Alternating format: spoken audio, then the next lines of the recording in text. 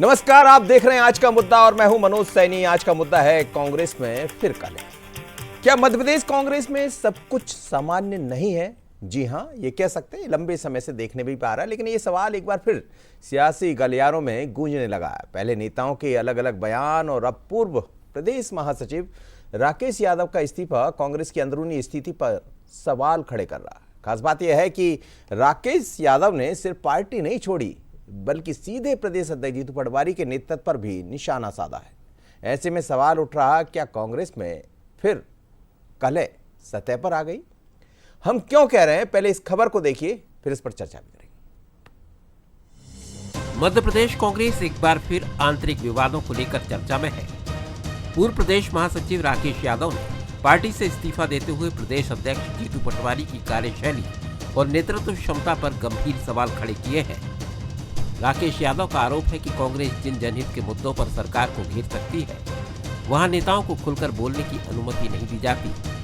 उनका कहना है कि वर्तमान नेतृत्व संगठन को मजबूत करने के बजाय कार्यकर्ताओं और नेताओं के बीच असंतोष बढ़ा रहा है। राकेश यादव ने राहुल गांधी पर भी निशाना साधा।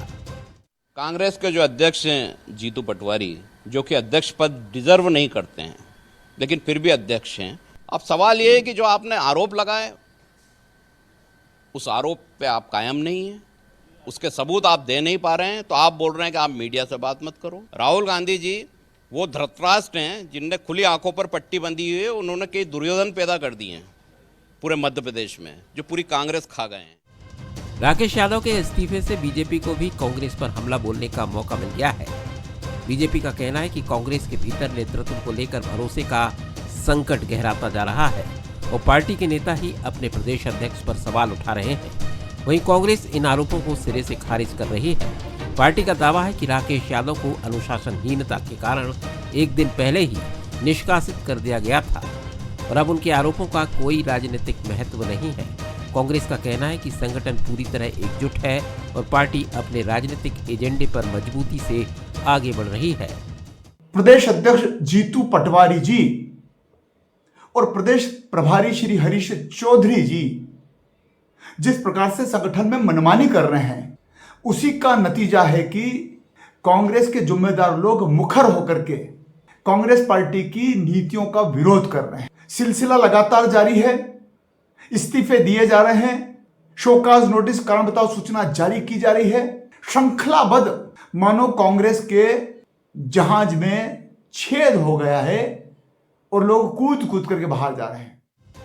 लेकिन राजनीतिक तौर पर यह विवाद कई सवाल छोड़ गया है।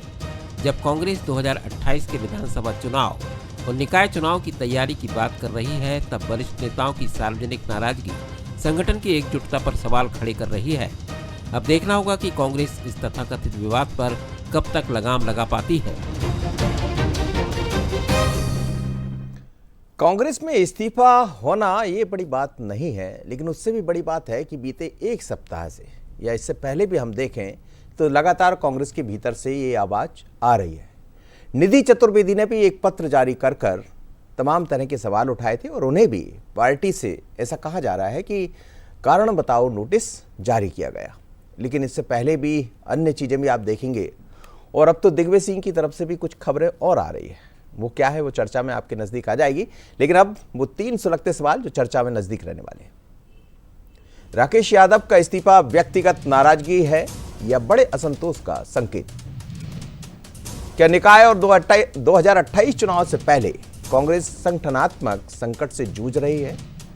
क्या लगातार हो रहे विवाद के कांग्रेस एकजुटता के दावे को कमजोर कर रहे हैं? निश्चित रूप से ये कहा जा सकता है, क्योंकि कहा तो यही जा रहा है कि कांग्रेस एक है, लेकिन एक एक कर कई खबरें आ रही है। अब मिलिए उन मेहमानों से आज चर्चा में नजदीक रहने वाले। लेकिन मैं आपको बता दूं कि आपने देखा होगा कि हमारी खबर जब चल रही थी तो भारतीय जनता पार्टी का पक्ष तो दिखाई दिया, पर कांग्रेस की तरफ से एक पत्र जारी किया गया था जिसमें यह कहा गया है कि 2 दिन पहले उनको बाहर का रास्ता दिखा दिया राकेश। लेकिन बयान नहीं आया क्योंकि कांग्रेस ने मौन धारण कर रखा है और कांग्रेस का ऐसा कहना है कि हम नहीं आएंगे किसी डिबेट में। इसीलिए हम लगातार बीते 3 दिनों से हमारे पत्रकार सहयोगी जो हैं, जो समीक्षक हैं राजनीति के, उनसे बात कर रहे हैं। और अभी एक खबर ये भी आ रही है कि 2 दिन और बढ़ा दिए कांग्रेस ने, कि 2 दिन तक और ऐसे ही चलेगा। यानी कांग्रेस की तरफ से कोई पक्ष रखने वाला भी नहीं है। अब आप समझिए स्थिति क्या है। मिलिए उन मेहमानों से जो आज स्टूडियो मेरे साथ मौजूद है। शैलेंद्र जी हैं हमारे एग्जीक्यूटिव डायरेक्टर। शैलेंद्र जी, आपका बहुत स्वागत है। साथ ही देवदत्त यादव जी जुड़ रहे हैं, देवदत्त दुबे जी जुड़ रहे हैं, वरिष्ठ पत्रकार हैं, आपका बहुत स्वागत है। और हमारे साथ एक और मेहमान जुड़ रहे हैं, दिनेश निगम त्यागी जी। सर, आपका भी बहुत स्वागत है। सबसे पहले देवदत्त जी, आपके पास ही मैं आना चाहूँगा। जिस तरह कांग्रेस के भीतर अभी कह भी रही थी भारतीय जनता पार्टी की डूबता जहाज है, इतने सारे छेद होते जा रहे हैं कि लोग उसको कूदकर कहीं और न जाना चाहते, लेकिन राकेश का इस्तीफा हो या इस बीच में दिग्विजय सिंह का मैटर भी आपने देखा है, क्या कांग्रेस में चल क्या रहा है? कांग्रेस बड़ी अजीबोगरीब पार्टी है। आप देखें कि हमेशा गुटबाजी पे कभी लगाम नहीं, चाहे वो कितने साल सत्ता से बाहर, मुझे लगता है कि 2003 के बाद सत्ता से बाहर है, केवल 1.5 साल को आई, और वो भी कांग्रेसियों को पता है कि उस समय एकजुट थे सब, और फिर लड़े, सत्ता में आए और 1.5 साल में चले गए। तो जब ये कांग्रेस क्या संदेश देना चाहती जनता को, क्योंकि लोकतंत्र में सब विपक्ष मजबूत चाहते हैं, जिनको कई बार सरकार से नाराज वो भी चाहते, लेकिन अब जनता भी क्या करे और जो लोग चाहते वो भी क्या करें, क्योंकि कांग्रेस खुद नहीं चाहती कि वो सत्ता में आए। और इस तरह की लड़ाई तो बड़ी हैरत करने वाली है। सत्ता में हो, दल लड़े, नेता लड़े, तब भी बात कुछ समझ में आती। आप विपक्ष में हो, लगातार आप चुनाव हार रहे हो, लोकसभा की 29 सीटें मध्य प्रदेश में हार चुके हो, और बयानबाजी ऐसे कि जैसे विपक्ष वाले भी ना करें, ऐसे अपने वालों के ऊपर कर रहे हैं। तो ये मुझे लगता है कि कांग्रेस की स्थिति बिल्कुल ठीक नहीं है, और इस तरह से तो वो और भी रसातल में जाएगी। और उसका क्योंकि मुकाबला मध्य प्रदेश में उस दल से है जो 24 घंटे 365 दिन राजनीति करते हैं, सक्रिय रहते हैं, हर मुद्दे को वो, हर कमज़ोर गेंद पे वो चौका छक्का लगाते हैं, और कांग्रेस गलतियों पे गलतियां कर रही है। आप देखें कि जीतू पटवारी ने जब बयान दिया था ज़मीनों के मामले उज्जैन के, तो दिग्विजय सिंह ने कैसा उसका पलटवार किया अपने ही प्रदेश अध्यक्ष को, और अब ये इस्तीफा देने के बाद जो राकेश यादव का आपने बयान सुनवाया, वो जो कितना डैमेज करने वाला है। तो मुझे लगता है कि कांग्रेस संभल नहीं रही है लोगों से, और कांग्रेस के जो दुर्दिन हैं वो अभी ख़त्म होने का नाम नहीं ले रहा है, क्योंकि और कोई क्या करेगा जब खुद ही नहीं चाह रहे, खुद ही, क्योंकि आपको पहले अपना घर मजबूत करना पड़ेगा, तब आप अपेक्षा जनता से करो, कार्यकर्ताओं से करो, सिस्टम से करो। लेकिन आप जब आपस में लड़ोगे तो जो लोग थोड़ी बहुत उम्मीद भी रखते वो भी नाउम्मीद हो जाते कि विपक्ष में कोई वो नहीं है, इनका क्या चल रहा है, क्या साँठगांठ है कुछ नेताओं की सत्ताधारी दल से, ये भी आरोप लगते हैं। और इस तरह तो कोई दल मुझे नहीं लगता देश में ऐसी राजनीति करता होगा जैसे मध्य प्रदेश में कांग्रेस कर रही है, कि आपस में ही लड़ के वो अपना संदेश खराब कर रहे हैं। परिवर्तन, नेतृत्व परिवर्तन से लेकर आप देखें कमलनाथ लगातार बैठकों से अनुपस्थित हैं, जब से कभी कभी वर्चुअल जुड़ते हैं, दिग्विजय सिंह के बयान लगातार आ ही जाते हैं बीच बीच में, और अब तो नीचे के कार्यकर्ता भी बयान देने लगे, इस्तीफा देने लगे। तो मुझे लगता है कांग्रेस को गहन आत्मचिंतन की ज़रूरत है जी, और राष्ट्रीय नेतृत्व को देखने की कि आखिर मध्य प्रदेश में ऐसा क्या हो गया है। दिनेश जी, आप दोनों दलों की राजनीति को समझते हैं बहुत बेहतर तरीके से, और ये भी सच है कि लंबे समय से मध्य प्रदेश में भारतीय जनता पार्टी की सरकार है, 18 को छोड़ दिया जाए, लेकिन स्थिति जो बनती है 28 में चुनाव होंगे अब, लेकिन उससे पहले जिस तरह की तस्वीरें सामने आ रही है लगातार कांग्रेस के भीतर से ही, राकेश यादव बहुत बड़ा मुद्दा नहीं है। मुद्दा यह है कि रोज कुछ ना कुछ ऐसा देखने को मिलता है। निधि चतुर्वेदी वो तो उसी परिवार से आती है, कांग्रेस के परिवार से, उन्होंने भी ऐसा एक पत्र लिख दिया जिस पत्र को आपने भी देखा होगा। फिर आज उनको भी कहा गया कारण बताओ नोटिस दिया गया। अब कांग्रेस राकेश यादव को भी ये कह रही कि हमने एक दिन पहले बाहर किया उनको, लेकिन एक दिन पहले जब किया तो फिर पत्र सामने लेट क्यों आए? जी दिनेश जी, बिल्कुल आप ठीक कह रहे हैं। जी जी जी जी, ये पूरे मसले को अगर आप देखेंगे तो ऐसा लग रहा, बीच में तो ऐसा लग रहा था कि अपने पटवारी जी और उमंग सिंगार मिलकर कांग्रेस को ऊपर उठा रहे हैं, मेहनत कर रहे हैं, सब कर रहे हैं। लेकिन इस समय जो पूरी लड़ाई देखकर ऐसा लग रहा है कि न तो जीतू पटवारी कांग्रेस को चला पा रहे हैं, और दूसरे बड़े नेता दिग्विजय सिंह है, ना वो कांग्रेस को चलने देना चाह रहे हैं। जी जी, बोलिए बोलिए। तो कुछ आप बोलते रहिए, आप बोलते रहिए, आवाज आ रही है, आप बोलते रहिए, आपकी आवाज अच्छी आ रही। जी जी जी जी जी जी। तो अब ये देखिए, आप इस पूरी लड़ाई को देखिए तो दिग्विजय सिंह केंद्र में है, निधि चतुर्वेदी सत्यव्रत चतुर्वेदी जी एक बड़े नेता थे, कांग्रेस उनकी बेटी है। सत्यव्रत चतुर्वेदी जी की दिग्विजय सिंह की कभी नहीं बनी। इधर जीतू पटवारी प्रदेश अध्यक्ष हैं, उनके अपने लोग हैं, उनके अपने समर्थक हैं। तो चाहे वो मीनाक्षी नटराजन का मसला हो, उस पर विवाद चला, तो ये सवाल उठा कि जो है दिग्विजय सिंह का अपमान हो गया, तो एक लाबी ने जीतू पटवारी और हरीश चौधरी के खिलाफ कार्रवाई की मांग को लेके आंदोलन जैसा सा कर दिया, बयान आने लगे, सब आने लगा। इसके बाद अब ये मसला आया, नया जो है जीतू पटवारी ने आरोप लगाया कि 500 करोड़ की जमीन 1 रुपए में दे दी एक ट्रस्ट को। भाई जीतू पटवारी ने कोई आरोप गलत लगाया है, कोई बात गलत कही है, तो उसको लेके भाजपा को खंडन करना चाहिए, भाजपा को अपनी बात करना चाहिए। जी। दिग्विजय सिंह को उज्जैन में जाकर प्रेस कॉन्फ्रेंस करने की क्या जरूरत थी कि भाई दिग्विजय सिंह हो, जीतू को सही जानकारी नहीं थी, वो तो सरकारी ट्रस्ट है, उसमें कोई गड़बड़ नहीं है। कांग्रेस के नेताओं की सफाई में आने की क्या जरूरत थी? करने के लिए जगह भी उज्जैन चुनी गया जी। जीतू जी, और जहां उज्जैन चुनी, उज्जैन में प्रेस कॉन्फ्रेंस की। भाई मान लीजिए कोई सवाल भी आया था तो कह सकते थे कि जीतू पटवारी ने आरोप लगाया, इस बारे में मुझे ज्यादा जानकारी नहीं है, जीतू पटवारी ज्यादा बताएंगे। ये कहने की क्या जरूरत थी कि नहीं उनका आरोप गलत है? तो मेरा कहने का मतलब है कि ऐसा लग रहा है कि जैसे पूरा रायता कांग्रेस में दिग्विजय सिंह जी कारण फैल रहा है, ऐसा एक मैसेज जा रहा है। क्योंकि पहले से भी, चाहे वो पहले जीतू पटवारी 1-2 बार दिग्विजय सिंह के घर जा चुके हैं और कुछ बयानों को लेकर ऐसा हो चुका, मीनाक्षी को लेकर हो चुका, हरीश चौधरी को लेकर हो चुका, अब ये नया बयान हुआ। अब राकेश यादव, जैसा आपने कहा, राकेश यादव उतना महत्वपूर्ण नहीं है। राकेश यादव जिस समय कोई पदाधिकारी भी नहीं है, पूर्व महासचिव है, लेकिन एक मैसेज जो संकेत जाता है कि जीतू पटवारी कांग्रेस को संभाल नहीं पा रहे और कांग्रेस के जो दूसरे बड़े नेता हैं वो कांग्रेस को चलने नहीं देना जा रहे। अगर ऐसे हालात रहेंगे तो कांग्रेस कैसे खड़े होगी, कार्यकर्ताओं का मनोबल कैसे बढ़ेगा? तो मुझे लगता है, और अब राकेश यादव ने तो राहुल गांधी तक को लपेट लिया। जो सबसे शीर्ष नेता है, जो देश भर में आंदोलन कर रहे हैं, देश भर रणनीति बना रहे हैं, उनके जो है नवाचार चल रहे हैं, उन पर ही आरोप लगा दिया। तो लेकिन मैं क्या बता रहा हूं, बड़े बड़े नेता चले गए, बड़े बड़े नेता दिग्विजय सिंह और जीतू पटवारी और दूसरे नेताओं के सामने राकेश यादव कहीं नहीं लगते हैं। मुझे लगता है कांग्रेस को इसमें बहुत ज्यादा मंथन की जरूरत है। और दिग्विजय सिंह, कमलनाथ का जहां तक सवाल है, कमलनाथ भले बैठकों में ना आए, लेकिन कमलनाथ का इस तरह विवाद क्रिएट नहीं करते।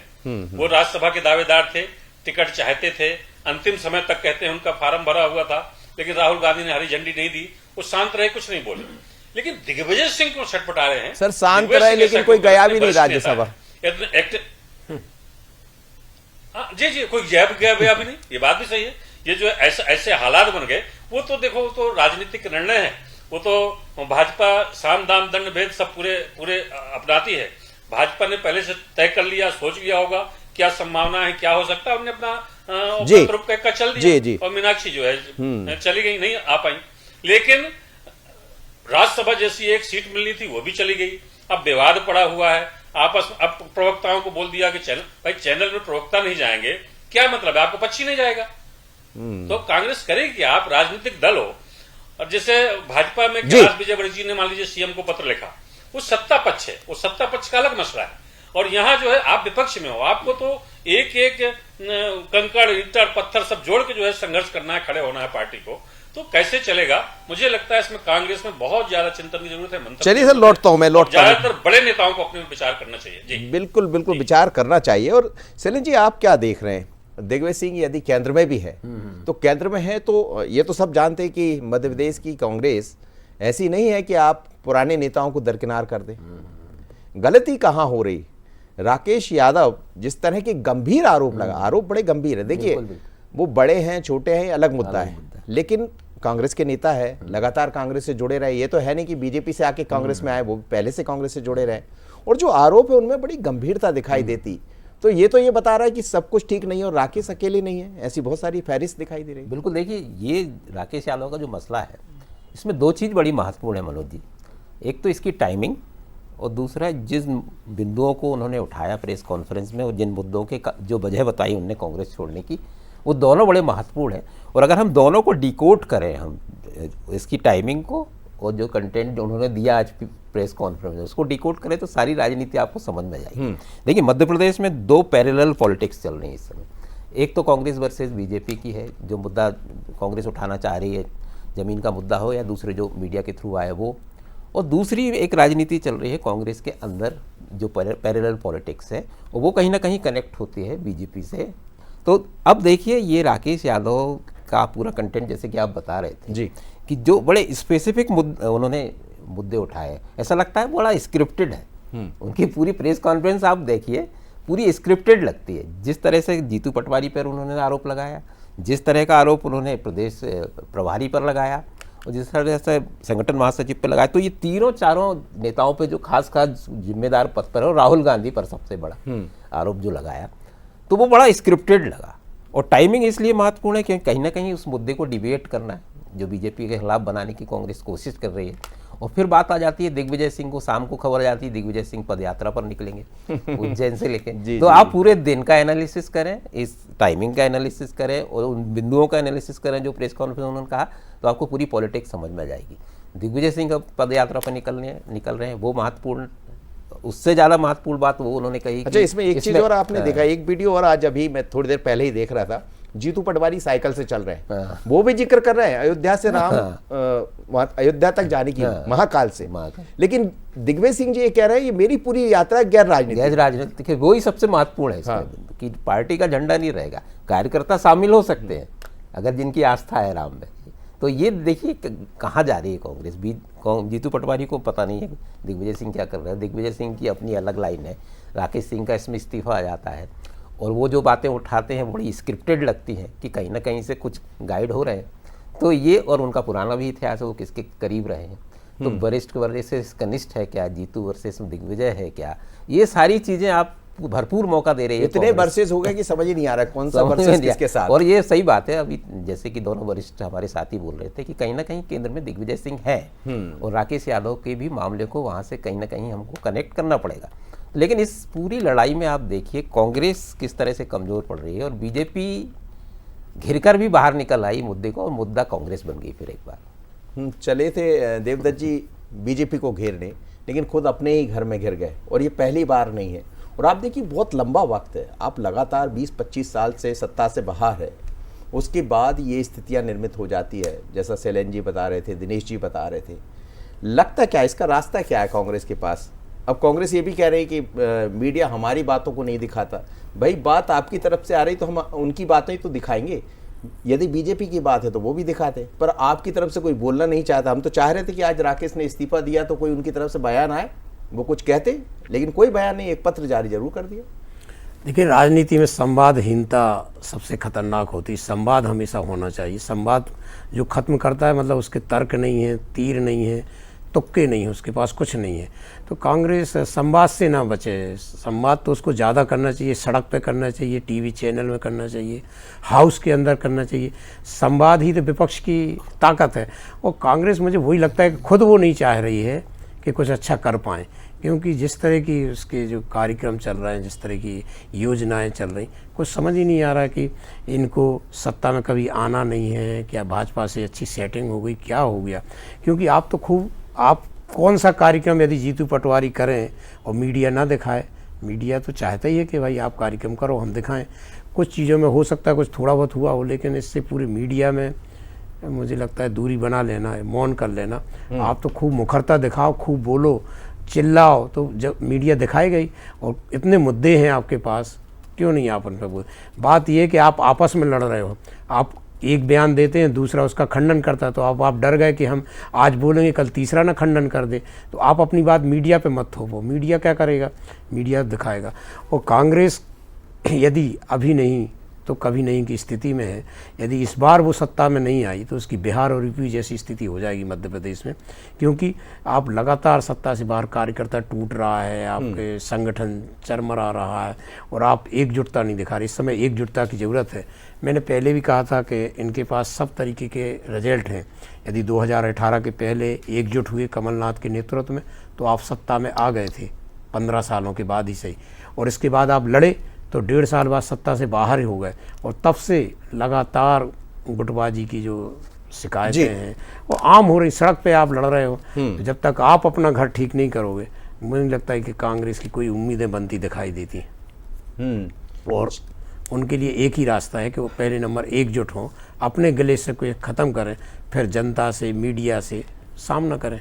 चलिए इस वक्त सीधे राकेश यादव भी जुड़ रहे हैं, उनसे भी बात कर लेते कि आखिर ऐसी कौन सी गलती हो गई उनके नेताओं से कि उन्होंने त्यागपत्र दे दिया और काफ़ी बड़े आरोप लगाए। राकेश जी, बहुत स्वागत है आपका बंसल न्यूज में। आप इस वक्त इंदौर से सीधे जुड़ रहे हैं, मेरी आवाज़ आप सुन पा रहे होंगे। क्या हो गया राकेश जी जो आपको इस्तीफा देना पड़ा? हालांकि आपने तमाम तरह की बातें कह दी। आज एक दावा और किया गया कांग्रेस की तरफ से कि एक दिन पहले ही उन्होंने आपको निष्कासित कर दिया था कांग्रेस से, पर लेटर हमें भी आज दिखा, कल नहीं दिखा था। जी राकेश जी। देखिए यही तो समस्या है कि जीतू पटवारी और उनकी टीम टाइमिंग मैच नहीं कर पाती। जब मैंने घोषणा की कांग्रेस से इस्तीफा देने की, उसके बाद एक फर्जी लेटर बना के उसको जारी कर रहे हैं। आईटी का ज़माना है, मेल का ज़माना है, इंटरनेट का ज़माना है, एक सेकंड में पता चलता है कोई बात मुंह होती है। उसके बाद बेवकूफ़ी की हद देखिए कि शहर अध्यक्ष मेरे निष्कासन का लेटर दे रहा है, जबकि इस्तीफा मैं पहले दे चुका हूँ। प्रदेश महामंत्री को शहर का अध्यक्ष निष्कासित करेगा, ये जीतू पटवारी की कांग्रेस है। तो वो हास्यास्पद स्थिति करते रहते हैं कि घोड़े पे गधा बैठा है, वो स्थिति में वो काम कर रहे हैं। बहरहाल सवाल ये था कि जब 500 करोड़ का आरोप सरकार पे लगाया जीतू पटवारी ने, उसके बाद कोई दस्तावेज प्रस्तुत नहीं कर पाए, तो एक पत्र निकाला कि मीडिया हमारा समर्थन नहीं कर रहा है, इसलिए कांग्रेस के कोई भी लोग मीडिया से बात नहीं करेंगे। आज़ादी के बाद पहली बार ऐसा हुआ कि मीडिया को निशाना बनाया गया और दोष दिया गया पीसीसी के अध्यक्ष द्वारा कि हमारी बात नहीं बताई जा रही है, इसलिए सब मौन सत्याग्रह करेंगे।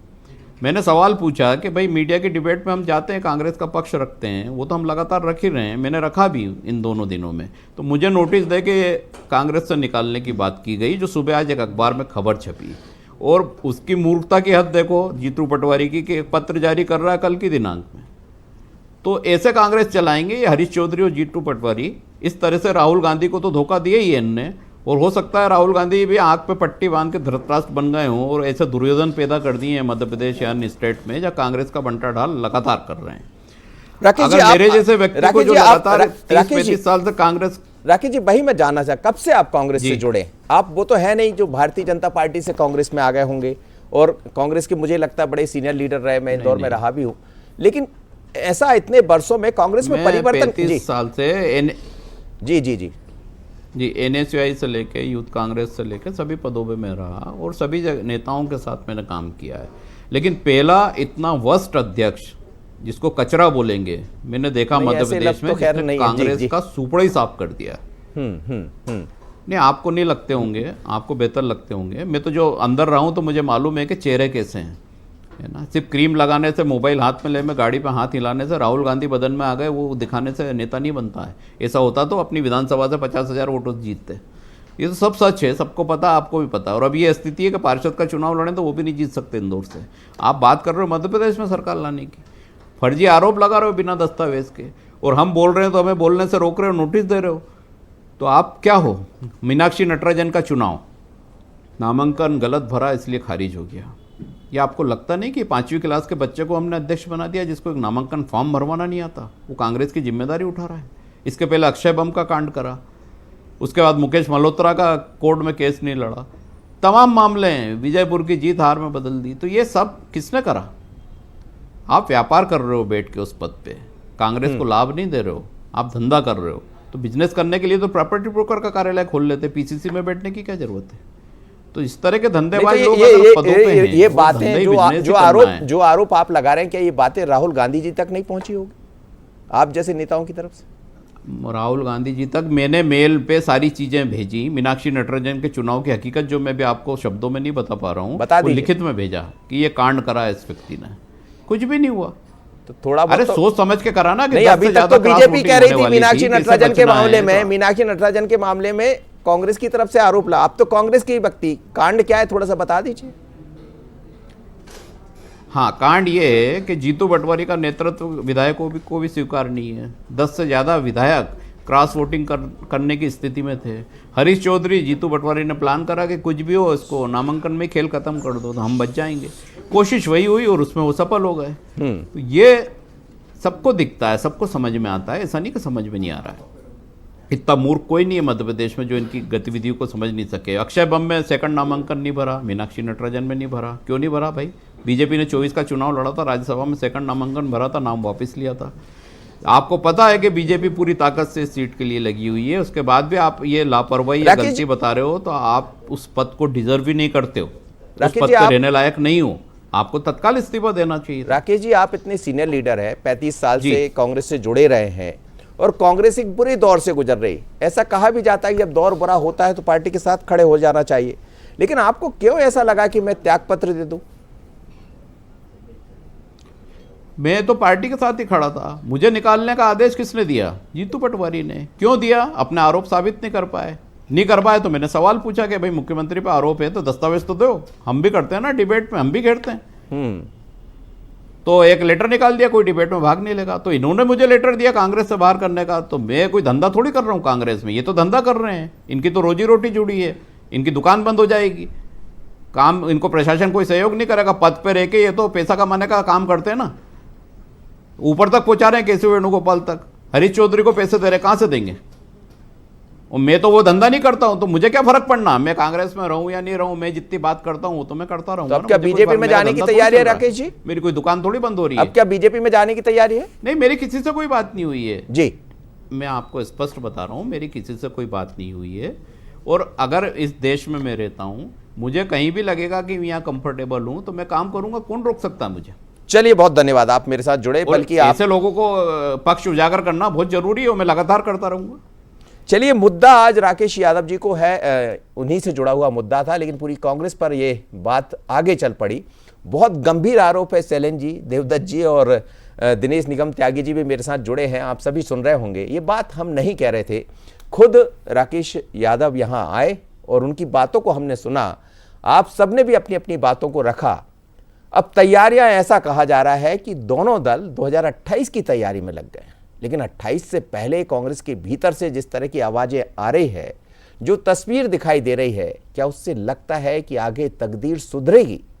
अब वो तैयारियां है, पर आने वाले दिनों में ऐसी भी चर्चा है कि अभी तो बहुत कुछ दिखना है। क्या? तो इंतजार कीजिए। लेकिन इतना जरूर है कि दोनों दल होना चाहिए लोकतंत्र में, विपक्ष भी मजबूत होना चाहिए, ये हम भी चाहते हैं। पर इस समय तो कलह की ऐसी विषाद बिछी है जो खत्म होते नजर नहीं आती। आप सभी मेहमानों को बहुत धन्यवाद, मेरे साथ जुड़े। लेकिन बने रहिएगा बंसल न्यूज पर, क्योंकि आगे भी कार्यक्रम जारी रहेगा और आगे का कार्यक्रम है प्राइम मेट्रो। मुझे दीजिए इजाजत, नमस्कार।